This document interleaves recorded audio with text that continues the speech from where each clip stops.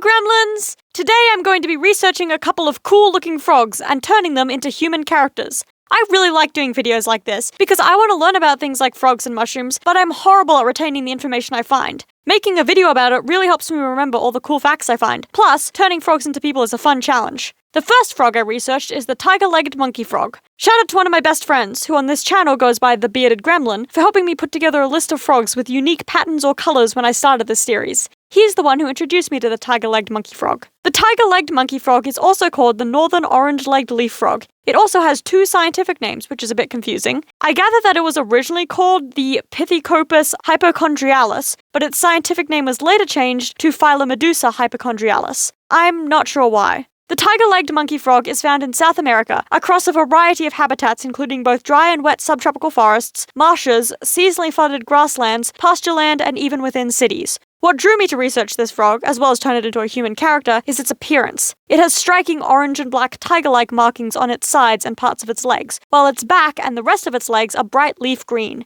Like the red-eyed tree frog, which I researched last time I made a video like this, the tiger-legged monkey frog uses its coloring for defense and camouflage. When sleeping, during the day as this frog is nocturnal, the frog's legs are tucked up next to its body so that only the green is visible. It's also still able to be on watch for predators when asleep, as its eyelids are translucent. When attacked, the frog can suddenly reveal its bright coloring, startling the predator and giving it a chance to escape. Another interesting thing about the tiger-legged monkey frog is the way it moves. Unlike other frogs, it prefers to climb rather than jump, hence the name monkey. It also has opposable thumbs rather than webbed toes, allowing it to grip the foliage where it lives and feeds. Finally, these frogs have the ability to keep moist through a waxy substance they adhere to their skin. This both allows them to spend more time in the sun without risking dehydration and death, and makes them less reliant on water. This is especially helpful for frogs that live in habitats that are only wet at certain times of the year. Tiger-legged monkey frogs breed during the wet season, especially in seasonally flooded grasslands, since they use the floodwater for their tadpoles. During breeding season, male frogs will continually perform a mating call to attract a mate. Two males may also engage in combat if one trespasses on another's territory. When they've mated, female frogs will lay their eggs on bushes over water. When the eggs hatch, the tadpoles will drop into the water below to grow up. As the orange and black coloring of the tiger-legged monkey frog is located on the arms, legs, and sides, I decided that the best way to design my character would be to give them overalls over an orange and black long sleeve. This way, the bright colors would be visible on the arms and sides, while the torso, back, and most of the leg is clothed in green. As soon as I decided I wanted to draw overalls, I also decided that I wanted to try a pose that can only be done in either overalls or suspenders, and have this character's thumbs hooking into the straps. I then proceeded to have to take a reference photo of myself in this pose to figure out what all the other fingers needed to do. It isn't perfect, but I think it gets across the pose that I wanted. I'm also trying to diversify the head shapes I give my characters, since I think I often risk falling into same face syndrome. For this character, I made their head a bit more square, with a wider jawline than I normally draw. This has nothing to do with the look of the frog, it's just something I'm trying to be more aware of. I'm still struggling with clothing wrinkles, especially when the clothing has a pattern. For the striped long sleeve, while I do add some wrinkles to the fabric around the wrists, the stripes are unwarped, and the lines for the wrinkles and the lines for the stripes are so similar that it's hard to tell which is which. Every time I think I'm getting better at fabric, I'm quickly humbled. At some point, I just need to sit down and draw a whole lot of clothing and figure out what I'm doing. Other than that, though, I'm happy with the look of the long sleeve and arm pose.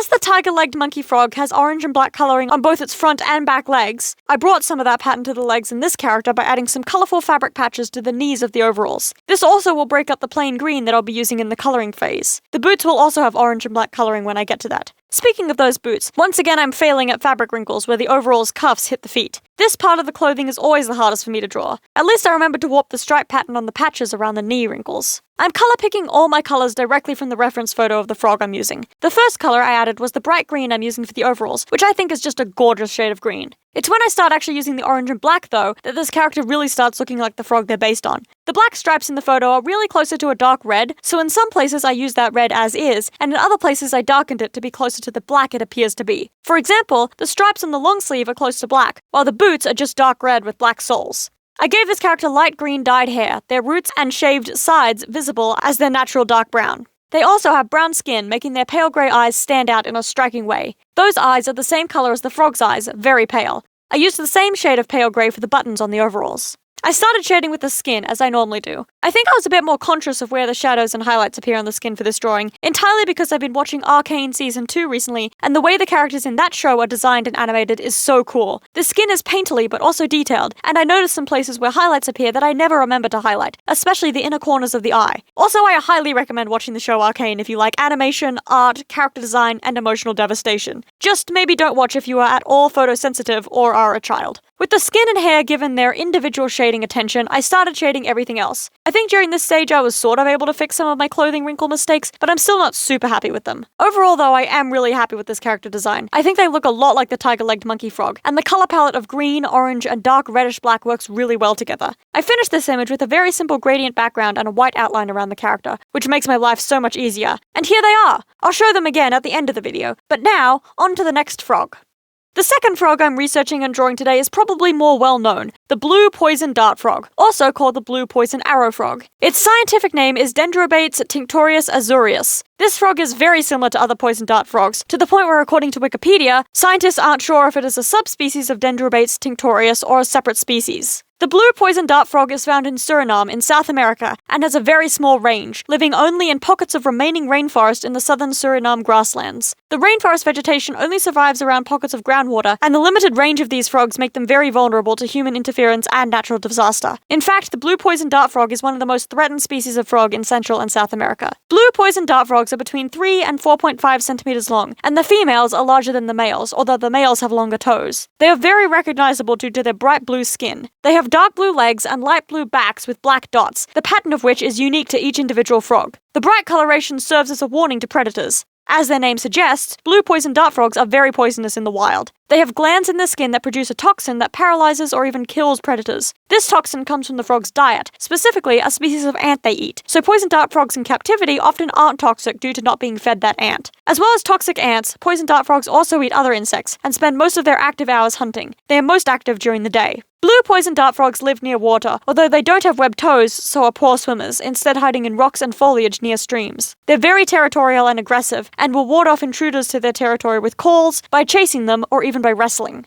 Blue poison dart frogs breed during the rainy season, and unlike many other animals, females fight over a male. As you may have noticed, this particular drawing started halfway through the sketch. I don't know what's been up with my recording lately, but sometimes I'll press the keyboard shortcuts to start recording on my screen. It will come up that it's recording, so I'll start drawing, and then a few minutes later I'll check again and it just won't be recording anymore, and also won't have saved the video. I'm not sure what the problem is, but it is really frustrating. Moving beyond that, I didn't have nearly as clear an idea in my head about this character as I did the last. I knew I wanted them to be wearing dramatic, brightly coloured and patterned formal wear, and also round, dark glasses to mimic the frog's black eyes, but that is all. What I ended up giving this character was a waistcoat with a pattern of dark spots on pale blue, and a sleeveless coat with the same pattern in the lining. They also have a plain dark blue button-up and slacks, and dark formal shoes. Both my characters today ended up very androgynous, which I like, but their vibes are completely different. Where the tiger-legged monkey frog character looked friendly and warm, the blue poison dart frog character seems cold, calculating, and withdrawn, which, while it wasn't intentional, actually works really well. Tiger-legged monkey frogs are social, blue poison dart frogs aren't. Plus, this blue poison dart frog character looks like the kind of person who would concoct and use poisons. They almost have an evil scientist vibe about them. To solidify this vibe, I gave this character a thin metal spike dripping with some blue poison that they could use to prick anyone who might hurt them. Unfortunately, the pattern of blue polka dotted fabric on their waistcoat and coat lapels take away a bit from the scary persona, but it's such an important part of the frog's look that I had to keep it.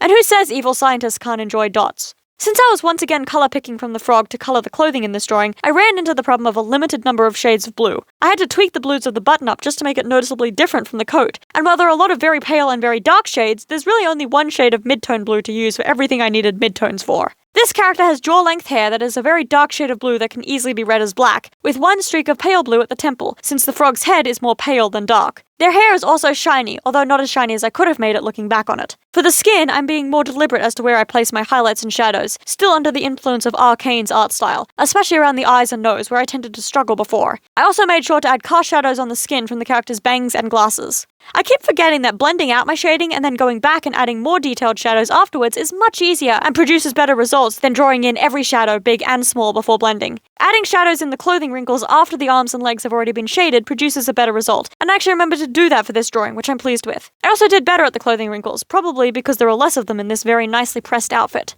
Finally, I added a simple green background and my white outlines, and the second character based on a frog is done. Here they are! I'm super happy with their design and vibe. Here are both characters I drew today. I think I like the tiger-legged monkey frog better. They look friendlier and I really like their color palette. But both characters came out fantastically. Let me know in the comments which character you prefer, or suggest any frogs I should add to my list to turn into characters next time. Also, I am so close to 500 subscribers, so if you like my stuff and aren't subscribed yet, please consider it. Until next time, bye!